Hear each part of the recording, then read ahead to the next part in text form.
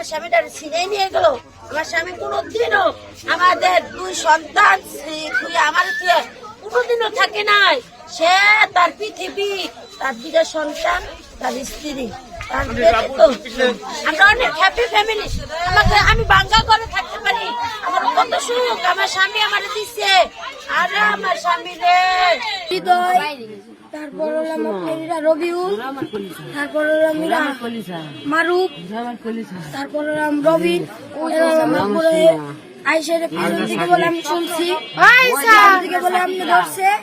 ধরার পর আব্বুরা কয় কি আজকে আর ছাড়বো না, এগুলো কইছে। আব্বু কইলে গেছে এমনি ধরে তারপর চোখের ভিতরে মেরে দিছে। স্বপ্ন স্বপ্ন কি করো?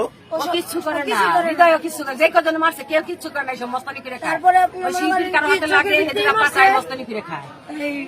হলুদ মারছে, হলুদ মারার পর আব্বু তো কিচ্ছু আমি এসবের বিচার চাই স্যার, আমার বাবার ফাঁসিতে আমার বিচার চাই। আমরা হলে তারা নামাজ পড়বার পারছি আমরা, কিন্তু ওরা আমার দাদু কত কষ্ট করে। ওই জায়গা একজন ছিল অনেক, ও অজ্ঞান হয়ে গেছিল, ও পলাইছিল, পিস্তল ধরছে, ও পলাইছে। ও সেদিন আমার বাড়ি পিস্তল নিয়ে আসছিল। মাসুদ খানের হইলো ছাওয়া, মাদক ব্যবসা যে সেদিনকে সেনাবাহিনীরা সব ধরলো। আমরা বলে আমার ছাওয়ালটা বলে সব করাইছে। এর জন্য এই যে কয়েকদিন আগে ওই যে আরেকজন কুবাইছে, এরকম মাঝে সাথে খালি এরকম কুবাই সময় থাকে, শিল্পীর বাড়ি থাকে। আমার বড় ভাই, আমরা বাজারের ভিতরে চা খাইতে যাই। তাই চা খাইতে যাই, আমার বড় বাইরে আমাদের এলাকায় মাদক সম্রাট যারা আছে, হ্যাঁ, আবার বাইরে যারা বড় সম্রাট তারা আমাদের এলাকায় মাল সাপ্লাই করে। তারা আমার বাইরে বলতেছে, মানে ও এলাকায় কারো কোনো কিছু হইলেও প্রতিবাদ করে, সবাই ই করে।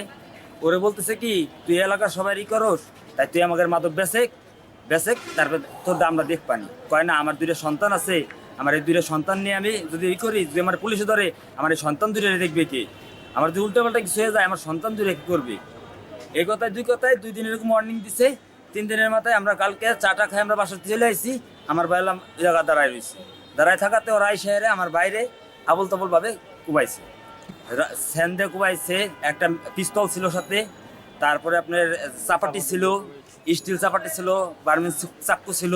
শিয়া বাটার ও ভিটামিনে সমৃদ্ধ লিলি বিউটি সোপ, তারুণ্যময় উজ্জ্বল ত্বকের জন্য। তো আমরা যেটা জানতে পেরেছি সেটা হলো মূলত মাদককে কেন্দ্র করে তাদের ভিতরে একটি পূর্ব বিরোধ ছিল এবং মাদকের কারণে মূলত হত্যাকাণ্ডটা হয়েছে। এবং এই যে হত্যাকাণ্ড, এই যে মূল মাস্টার মাইন্ড, সেখানে আমরা নাম পেয়েছি হৃদয় নামে একটি ছেলে, যার বিরুদ্ধে ইতিপূর্বে একাধিক মামলা রয়েছে এবং সে ইতিপূর্বে পুলিশের হাতে একাধিকবার আটক হয়েছিল, পরবর্তী জামিনে মুক্তি পেয়ে সে চলে এসেছে। তো আমরা এই ঘটনা শোনার সাথে সাথেই আমাদের ভারপ্রাপ্ত কর্মকর্তা কোতোয়ালি থানা, তিনি সদর হাসপাতালে যান, ফরিদপুর মেডিকেল কলেজে যান এবং ওখান থেকে আমাকে জানান। তো আমি জানাবার পরেই আমি একাধিক টিম বের করে দিই এবং আসামিদেরকে ধরার জন্য আমি বিভিন্ন স্থানে আমাদের পুলিশ ফোর্স প্রেরণ করি। তো আমরা ইতিমধ্যে আসামিদের কয়েকজন সন্দিগ্ধ আসামিকে আমরা আমাদের কাস্টডিতে নিয়েছি, তাদেরকে জিজ্ঞাসাবাদ করছি। এই ভিকটিমের পক্ষ থেকে এখন পর্যন্ত থানায় কোনো ধরনের অভিযোগ দেওয়া হয়নি, তবে আমরা তাদেরকে বলেছি দ্রুত অভিযোগ দেওয়ার জন্য। অভিযোগ প্রাপ্তি সাপেক্ষে আমরা একটি হত্যা মামলা রুজু করব এবং যাদেরকে আসামি করা হবে, যদি আমরা তদন্ত পেয়েছি যে কারা কারা আসামি হবে, তো সেই সকল আসামিদের বিরুদ্ধে আমরা সাঁড়াশি অভিযান পরিচালনা করে তাদেরকে আমরা আশা করছি যে খুব দ্রুতই গ্রেপ্তার করতে পারবো।